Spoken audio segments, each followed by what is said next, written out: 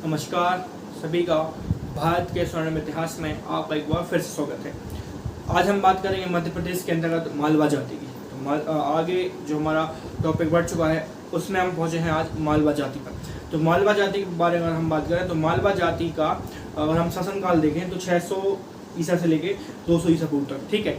और ये किस प्रकार से अस्तित्व में आई, तो आपने सुना होगा कि भारत पर क्या है सिकंदर का आक्रमण हुआ था। तो सिकंदर का आक्रमण जब हुआ था तो पहले हम क्या है थोड़े से पहले सिकंदर के बारे में जान लें। सिकंदर कौन था, कहाँ का शासक था, कब उसका जन्म हुआ, कहाँ था उसने शासन का किया और कहाँ था उसने भारत को जीता। तो सबसे पहले अगर हम बात करें सिकंदर की, तो सिकंदर का जन्म कहाँ पर हुआ, कहाँ का शासक था, मकदूनिया का शासक था, ठीक है। जन्म उसका मकदूनिया में हुआ था। उसके बाद फिलिप, उसके जो पिता है फिलिप द्वितीय, उसके पिता थे, है ना। और उसका शासनकाल अगर हम बात करें, और ओलंपियस इनकी माँ थी। और शासनकाल की अगर हम बात करें तो 336 से लेकर 447 ईसा पूर्व। कब तक? 336 ईसा से लेके 447 ईसा पूर्व। तो यहाँ तक क्या है इसने शासन किया था। और कौन कौन से क्षेत्र जीते, तो ईरान जीता, ईरान के बाद सीरिया, मिस्र, मेसोपोटामिया जीती। उसके बाद भारत का जो कंधार क्षेत्र है आदि क्षेत्र को क्या है विजिट किया। तो इस प्रकार से जब भारत पर क्या है हमारा भारत पर सिकंदर का आक्रमण हुआ था तो उसी के अस्तित्व में ये मालवा जाति आई, उसी के अस्तित्व में ये मालवा जाति आई। और उन्होंने क्या है मालवा जाति आई और ये जो लोग हैं वो मालवा के क्षेत्र में आकर बसे। ये जो मालवा जाति के लोग हैं ये लोग कहाँ आके बसे, ये लोग मालवा आके बसे। जब मालवा आके बसे तो मालवा के क्षेत्र में बसे, तो इन्हीं का क्या हो गया मालवा जाति हो गया नाम। और जो पारणी है उन्होंने क्या है संस्कृत का उनका एक अष्टाध्याय है, उसमें क्या है इस जाति को क्या है अयुधजीवी कहा है। क्या कहा है? अयुधजीवी कहा है। पारणी का एक अष्टाध्याय है और उसमें क्या है इस जाति को अयुधजीवी कहा है। इस प्रकार से आप ये मालवा जाति के बारे में समझ पा रहे होंगे। इतना हम देखते हैं। इसके बारे में आगे अगर हम बात करें तो इसके बाद हम आगे बढ़ते हैं मध्य प्रदेश के संदर्भ में। तो हम बात करेंगे नागवंश की। इसके बारे में हम बात करेंगे नागवंश की। हमारा सिर्फ चल रहा है अभी मध्य प्रदेश के बारे में हम जान रहे हैं और बाकी हम भारत के इतिहास की बात नहीं कर रहे हैं। तो हम नागवंश की बात करें अगर हम, किसकी? नागवंश। तो नागवंश की बात करते हैं। किसकी बात करते हैं हम? नागवंश।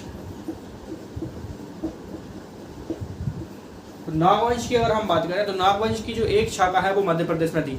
एक शाखा कहाँ पर है? एक शाखा थी वहां पर मथुरा में और एक शाखा यहाँ पर कहाँ है एमपी पर में थी।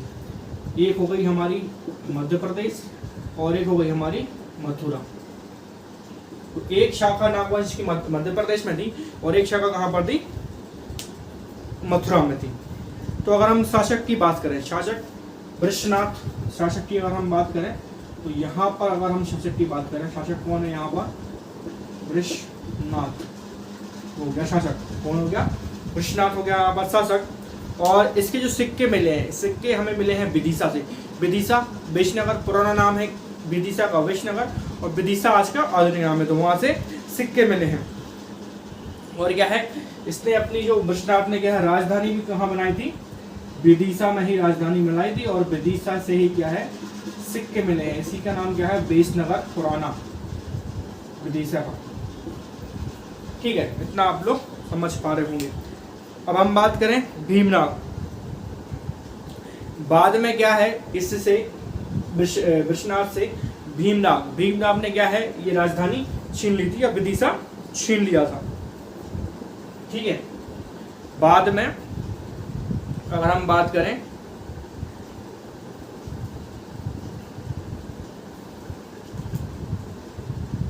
ठीक है, तो बाद में यहाँ पर ये जो भीमनाग है उसने क्या है विदिशा ले लिया या छीन लिया। किससे? वृषनाथ से, ठीक है, इससे छीन लिया।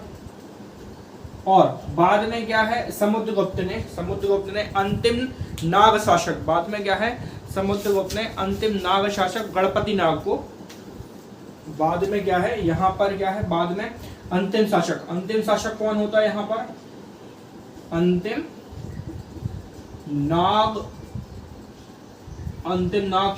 शासक कौन है,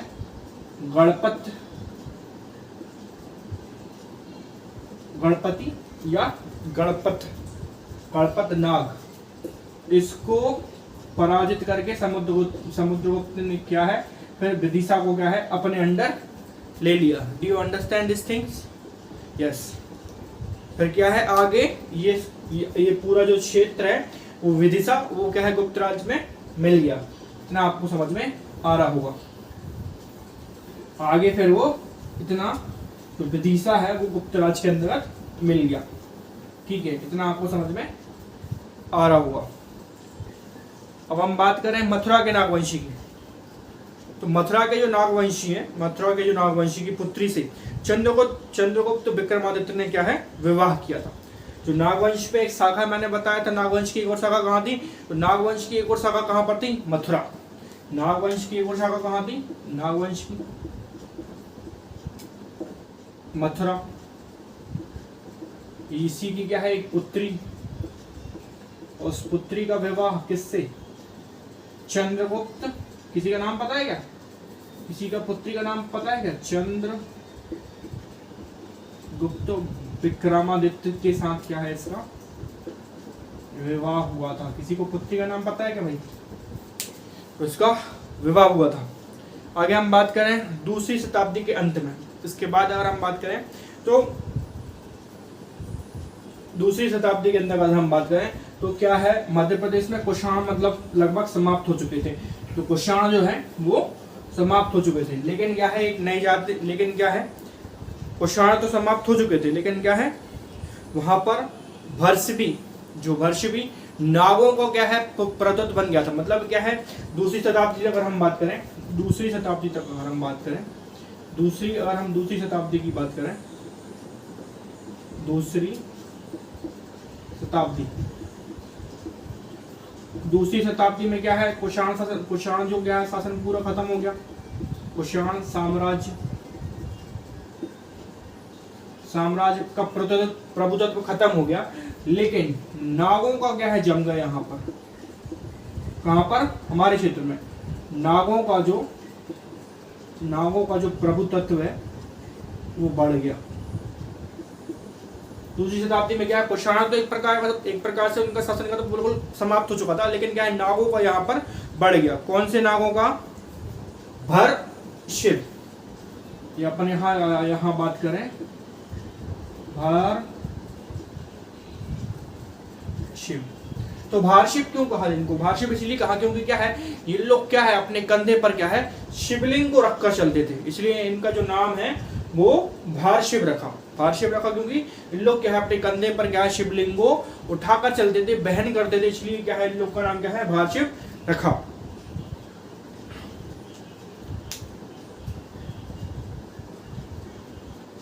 ये कहां पर शासक था, तो पद्मावती में। भारशिव कहां पर शासक था, पद्मावती में था।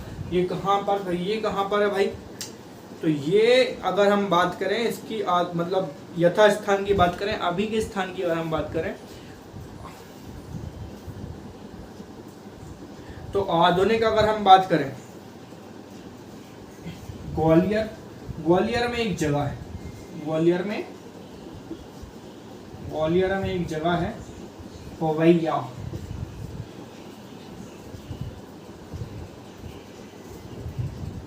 तो ग्वालियर में एक जगह है पवेशिया, इसको हम कहते हैं पद्मावती। पवेशिया इसको कहते हैं हम पद्मावती। चलो अब अगर हम बात करें इनके क्या है फिर वैवाहिक संबंधों की बात करें, यहाँ तक आपको कोई दिक्कत नहीं है।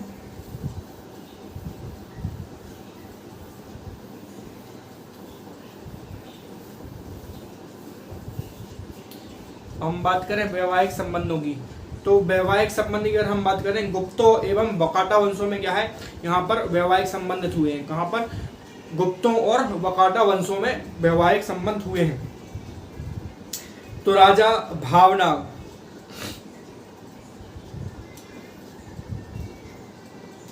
तो कहां कहां हुए हैं? गुप्त एवं वकाटा वंशों में।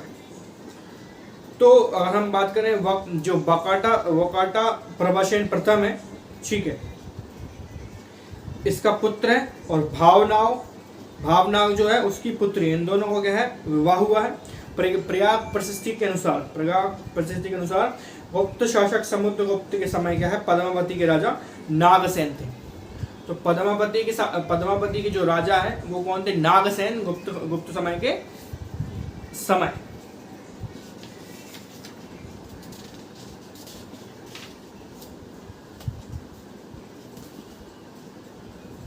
फिर हम आगे भी बात करेंगे भाई गुप्तों का भी क्या है? इनसे विवाह हुआ है, गुप्तों का और नागों का। आपको देखा होगा कि चंद्रगुप्त द्वितीय चंद्रगुप्त जो द्वितीय हैं, विक्रमादित्य की उपाधि धारण की थी। क्यों, कैसे उपाधि इनको मिली थी?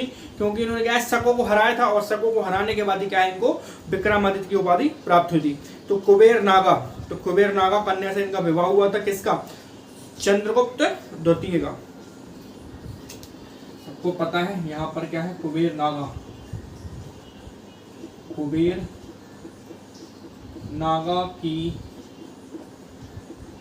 कन्या, किससे? चंद्रगुप्त द्वितीय विक्रमादित्य का विवाह हुआ था, ठीक है।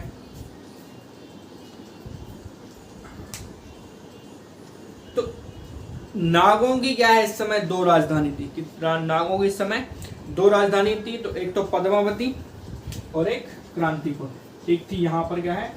पद्मावती,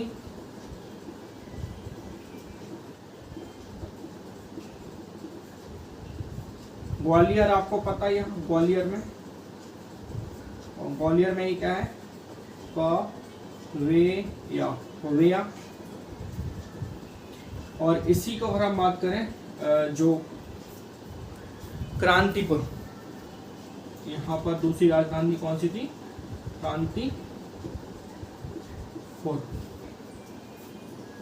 कांतिपुर थी।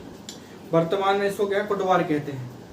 अब हम बात करेंगे यहाँ तक हमारा ये नागों का और क्या है? गुप्तों का एक प्रकार से क्या है? वैवाहिक संबंध आपको समझ में आया। ये मध्य प्रदेश के संबंध में जानकारी थी।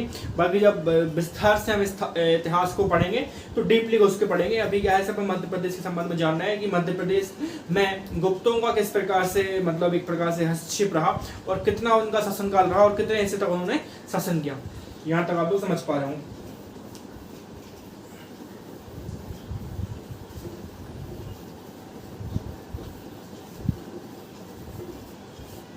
आगे हम बात करें बोधि एवं माघ वंश। कौन सा?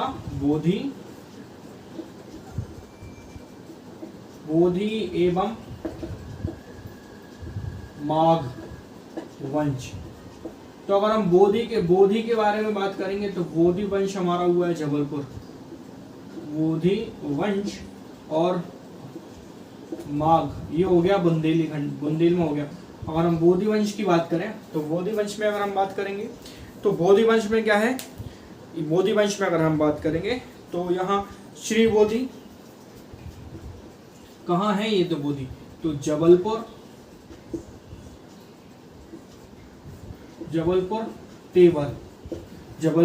तेवर, इन्हीं में क्या है? इनके चार हुए। सबसे पहले तो यहाँ पर बोधि, फिर वाशु बोधि, तो जबलपुर में है। उसके बाद यहाँ तेवर में चंद्र बोधि, और लास्ट में है शिव बोधि।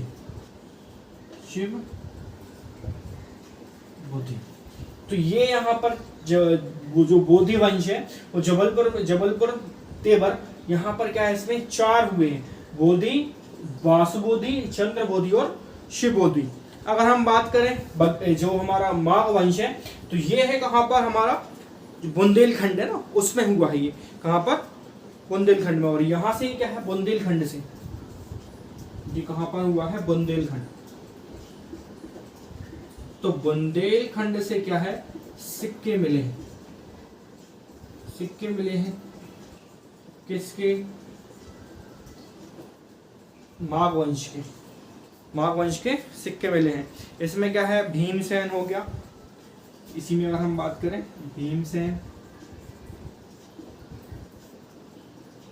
भीमसेन, शिव, यहाँ इसी में अगर हम बात करें, हमारा भीमसेन हो गया, शिव हो गया, शिव, शिव माघ हो गया। और यहीं पर हम लास्ट में बात करेंगे, एक और है हमारा, और इसी में हम बात करेंगे भद्र माघ,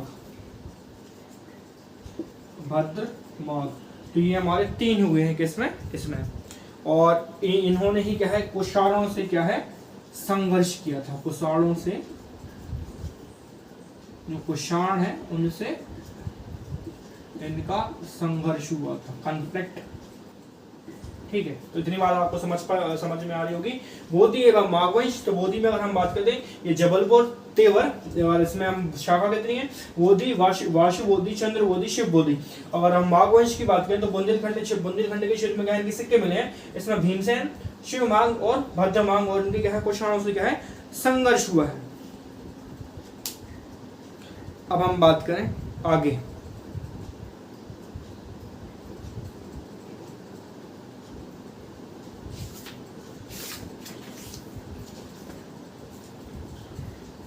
अब गुप्ता पीरियड की बात कर लेते हैं। यहाँ तक आप लोग को समझ में आ गया होगा। अब हम गुप्ता पीरियड की बात करते हैं। गुप्ता पीरियड में मध्य प्रदेश कैसा था, और मध्य प्रदेश में कौन कौन से परिवर्तन हुए, और मध्य प्रदेश का कौन कौन सा क्षेत्र गुप्तों के अधीन आया था।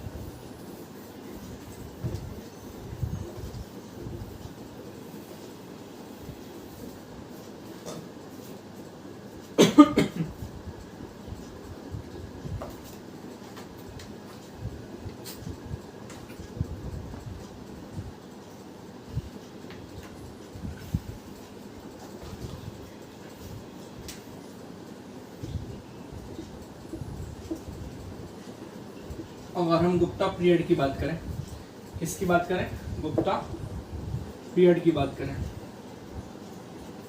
तो गुप्ता पीरियड की बात करें या गुप्त काल की बात करें, इसमें भी लिख दो, हिंदी में लिख दो या इंग्लिश में लिख दो, एक ही बात है। या गुप्त काल की बात करें, गुप्त काल की बात करें, किसके संदर्भ में, मध्य प्रदेश के संदर्भ में। ठीक है, तो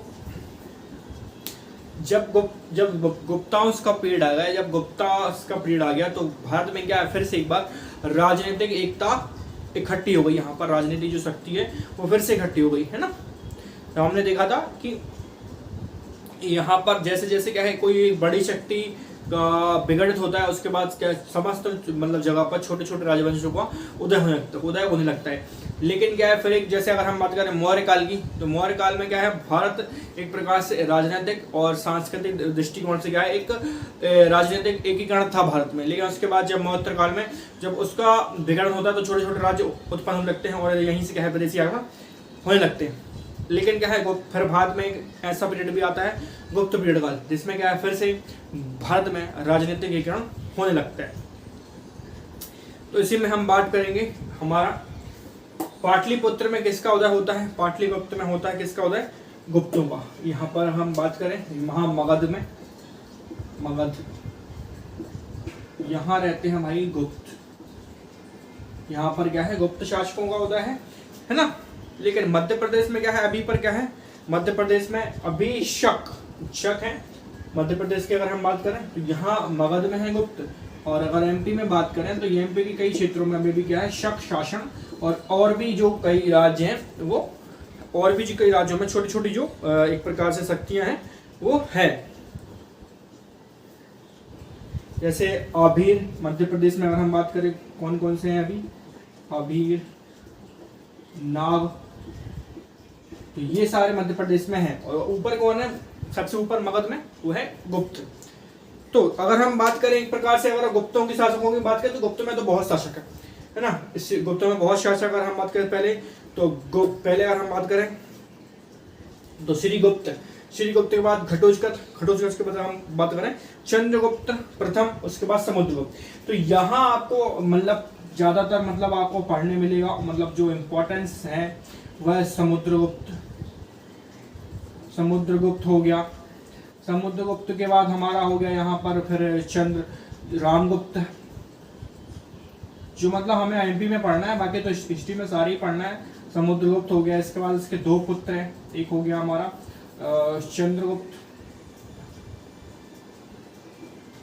चंद्रगुप्त द्वितीय, विक्रमादित्य,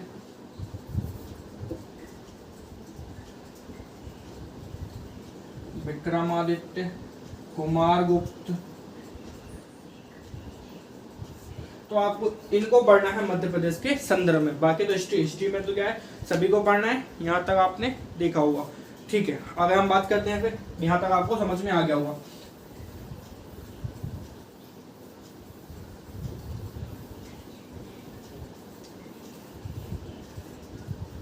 तो समुद्रगुप्त की अगर हम बात करें, समुद्रगुप्त की प्रयाग परिस्थिति के अनुसार, प्रयाग परिस्थिति के अनुसार क्या है, दक्षिण विजय का अभियान। तो समुद्रगुप्त ने समुद्रगुप्त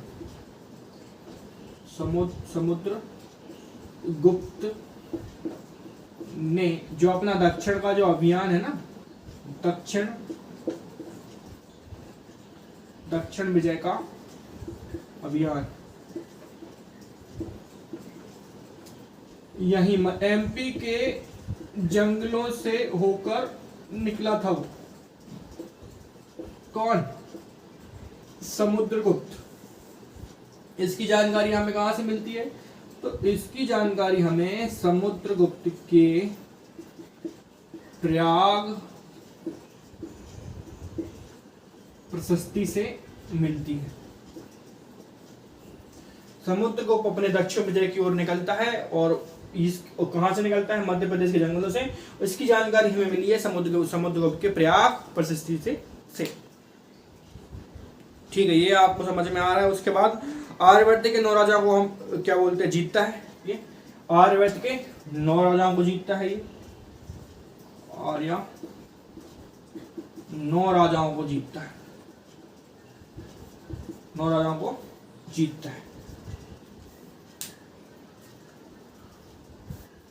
और फिर जब 9 राजाओं को जीतता है तो उसमें क्या है, 9 राजाओं में से एक की जो राजधानी थी वो नागवंशी थी, वो नागवंशी थी। इतनी आपको जानकारी आ रही होगी। ठीक है,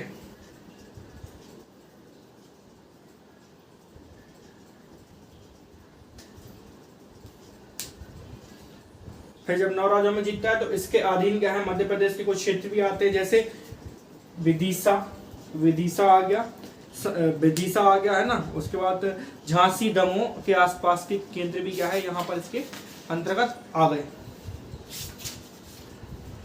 इसके अंतर्गत आ गए। ठीक है, यहाँ तक आपको समझ में हो गया।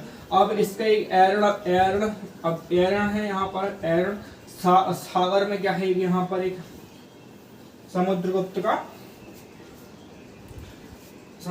का एक अभिलेख है। उसमें क्या है, उसने एक नगर बसाया था, एरण।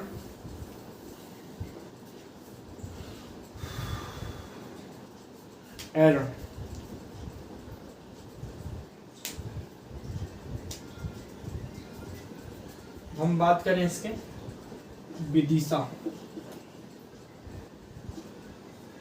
विदिशा से क्या है, कांच के सिक्के मिले हैं। इसके विदिशा से कांच के सिक्के मिले हैं इसी के। ठीक है, पहला। दूसरा, शक जो राज्य है, शक राज्य को छोड़कर संपूर्ण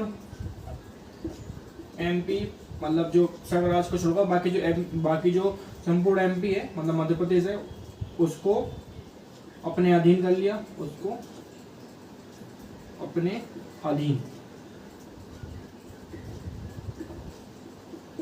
उसको अपने अधीन कर लिया, उसको अपने अधीन कर लिया।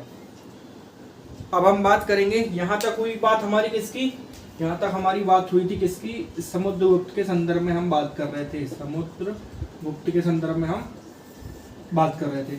अब हम बात करेंगे किसकी, चंद्रगुप्त द्वितीय विक्रमादित्य की। हम बात किसके बारे में बात करेंगे, चंद्रगुप्त द्वितीय विक्रमादित्य के बारे में हम बात करेंगे।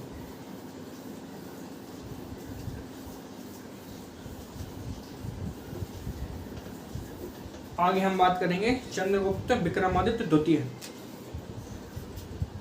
Most of the people you know about this man, Chandragupta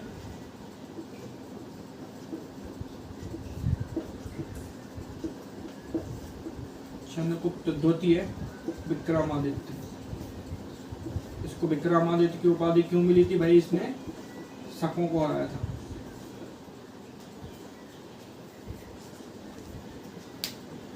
तो इसने क्या है, सबसे पहले तो शकों को हराया था, शकों को हराया, शकों को हराया। और इसकी जानकारी हमें कहां से मिलती है, तो देवी चंद्रगुप्तम, देवी चंद्रगुप्तम से मिलती है। इसकी जानकारी देवी चंद्रगुप्तम से हमें इसकी जानकारी मिलती है कि इसने शकों को हराया था।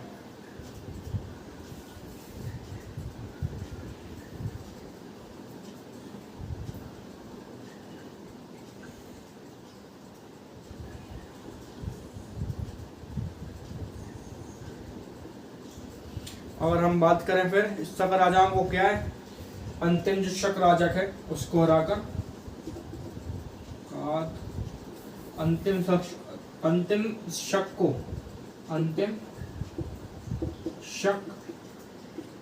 शासक को हराकर फिर अंतिम शक शासक को हरा कर एमपी पर अपना आधिपत्य कर लिया, एमपी पर अपना आधिपत्य कर लिया, एमपी पर अपना आधिपत्य कर लिया।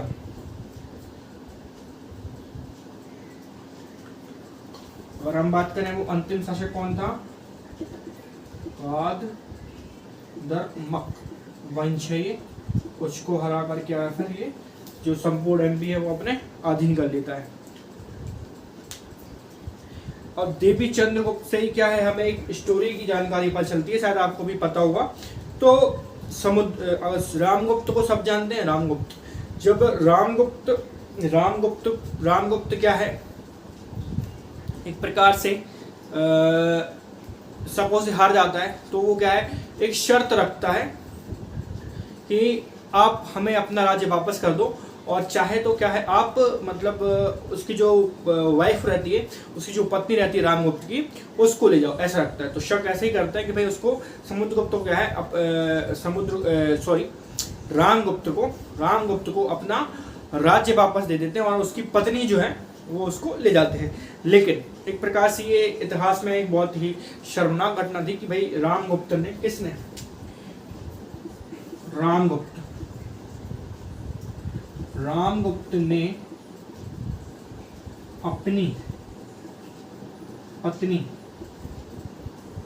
अपनी पत्नी को क्या है दे दिया, किसको,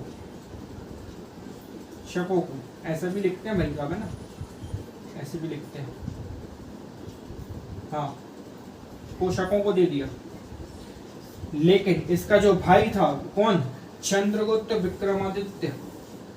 द्वितीय विक्रमादित्य, उसने क्या है शकों से बहादुर से लड़ाई करके क्या है जो अपनी भाभी है उसको मुक्त कराया था। अपनी भाभी का नाम क्या है यहाँ पर, इसकी पत्नी का दुर्वासोमनी को क्या है एक प्रकार से मुक्त कराया, और बाद में क्या है रामगुप्त का भी वध कर दिया, और बाद में क्या है रामगुप्त का भी यहाँ पर इसको मार डाला, और बाद में क्या है अपनी भाभी दुर्वासोमनी से क्या है उसने विवाह कर लिया था। उसने क्या फिर बाद में विवाह कर लिया, किसे, दुर्वासोमनी से। और क्या फिर गद्दी पर बैठ गया। तो अब हम बात करेंगे चंद्रगुप्त और ये जो विदिशा की संग्रहालय में रामगुप्त की ऐतिहासिक संग्रहालय जो ऐतिहासिकता है वो भी क्या है संग्रहालय में अभी भी स्थापित देखने को मिलती है हमें यहाँ पर विदिशा में। तो हम बात करेंगे चंद्रगुप्त के नवरत्नों की। यहाँ तक आपको इतनी बातें समझ में आ रही होगी।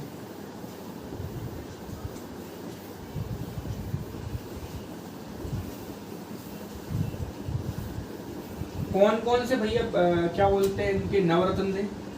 तो चंद्रगुप्त के नवरत्न, पहला तो भैया कालिदास मान के चलो।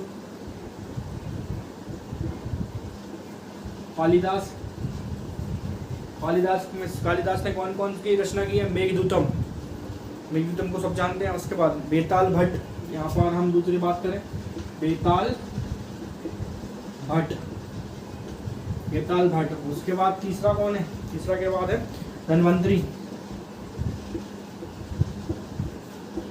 चौथा धन्वंतरी के बाद फिर अमर सिंह।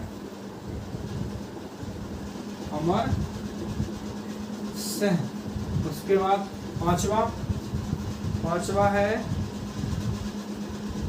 कौन सा है? बारहमहर। उसके बाद बरूची 6।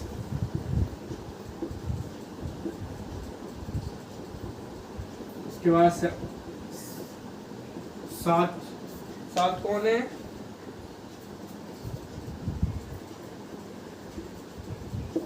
सात कौन है भाई? खटकपर और क्षणिक, और यहाँ पर हो गया आठवां क्षणक, और नौवा हो गया कौन? नौवा हो गया शुक। तो ये चंद्रगुप्त के नवरत्न थे। नवरत्न थे। इसके बाद हम बात करें उसके बाद इसका उत्तराधिकारी कौन बना फिर? तो जो उसका उत्तराधिकारी है वो कुमारगुप्त बनता है। तो कुमारगुप्त के संदर्भ में भी कुछ दिया है हमारे यहाँ, मतलब एमपी में, तो उसको भी पढ़ लेंगे।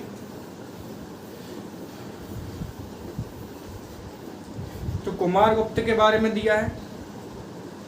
कुमारगुप्त इसका जो उत्तराधिकारी है,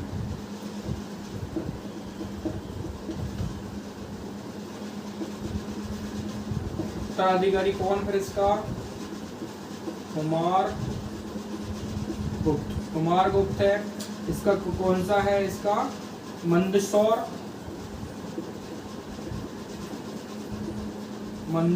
प्रशस्ति। मंदसौर प्रशस्ति के अनुसार क्या है?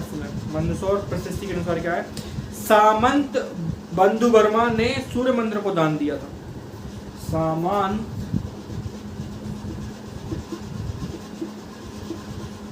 बंधु वर्मा ने सूर्य मंदिर को दान दिया, ये जानकारी हमें मिलती है। सूर्य मंदिर को दान दिया। और कुछ? और समुद्रगुप्त के ही समय क्या है, यहाँ पर सफेद हूणों का आक्रमण हुआ था, और जिसका क्या है फायदा उठाकर क्या है वाकाटाओं ने क्या है फिर जो वाकाटाओं ने क्या है एमपी पर क्या है कब्जा कर लिया था। लेकिन बाद में क्या है स्कंदगुप्त ने इसको पराजित कर लिया। फिर बाद में स्कंदगुप्त ने पुनः पराजित कर दिया। तो सफेद हूणों का आक्रमण हुआ था, उसी का फायदा उठाकर वाकाटा वंश ने क्या इस क्षेत्र पे कब्जा कर लिया था। लेकिन फिर बाद में क्या है स्कंदगुप्त ने उन्हें पूरी तरह से पराजित कर लिया था। अब हम बात करेंगे किसकी? वर्मा वंश की। तो वर्मा वंश की बात कर लेते हैं थोड़े से। यहाँ तक आप पूरा समझ में आ रहा होगा।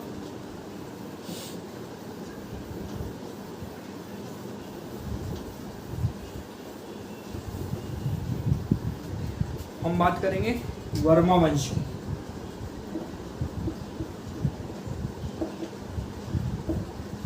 वर्मा वंश की बात करेंगे तो गुप्त यहाँ पर गुप्त है। कहाँ पर?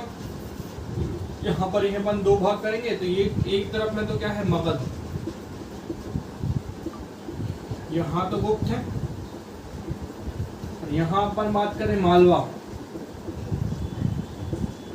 तो मालवा में कौन है वर्मा, बर्मा, तो बर्मा में भी कौन है सिंह वर्मा,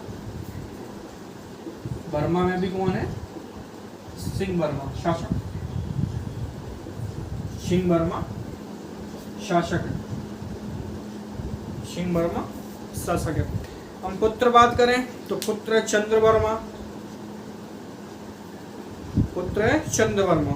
मारवाड़ सटराज्य, यहाँ पर क्या है पुत्र की अगर हम बात करें, पुत्र की बात करें, इसका पुत्र, इसका सिंह वर्मा का पुत्र चंद्रवर्मा, और यहाँ बात करें चंद्रवर्मा की तो मार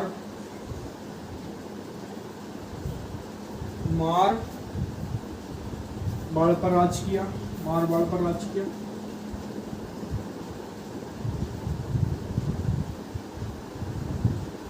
पर राज किया, मारवाड़ पर राज किया, ठीक है। उसके बाद दूसरा पुत्र कौन है यहाँ पर, हो गया चंद्रवर्मा, एक हो गया नरवर्मा, एक हो गया चंद्रवर्मा, दूसरा हो गया नरवर्मा। इसका पुत्र कौन है बंधु वर्मा और वीर वर्मा, इसका पुत्र कौन है, इसके भी पुत्र है बंधु वर्मा, यहाँ भीम वर्मा, तो हो गया बंधु वर्मा, हो गया भीम वर्मा।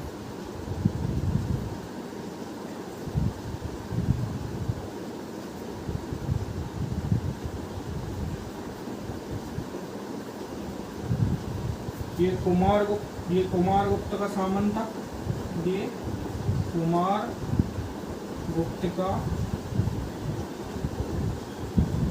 सामंत, कौन नरवर्मा का पुत्र बंधु वर्मा कुमार गुप्त का सामंत था। इसमें क्या है जुलाहा का जो सूर्य मंदिर है इसने दान दिया था, सूर्य मंदिर को दान दिया।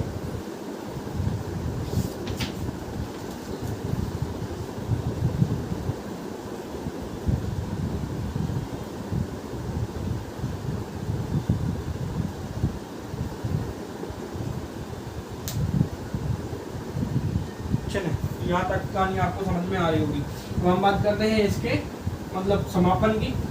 तो इसके समापन पर क्या है, इसका जो अंतिम शासक है भानु, इसका जो अंतिम यहाँ पर क्षणों की बात है तो भानुगुप्त की बात करें तो भानुगुप्त जो क्या है, भानुगुप्त हुणों से आक्रमण कर रहे थे। भानुगुप्त जो है वो हुणों से आक्रमण कर, हुणों से यहाँ पर हुणों का जो आक्रमण हुआ था उनसे लड़ाई कर रहे थे। तो उनका एक सैनिक क्या है, एक सैनिक था, और एक सैनिक की जो पत्नी है वो क्या, जो सैनिक है वो शहीद हो गया था, और जो उसकी जो पत्नी है वो क्या पर एक प्रकार से फिर वो उसी के साथ सती हो गई थी। तो ये हमें अभिलेख मिलता है भानुगुप्त से। तो तब तक के लिए ये वीडियो समाप्त होती है। अगर आप लोगों को इस जानकारी में कुछ लाभकारी होता है तो जरूर इसको देखिए और आगे शेयर करिए। धन्यवाद।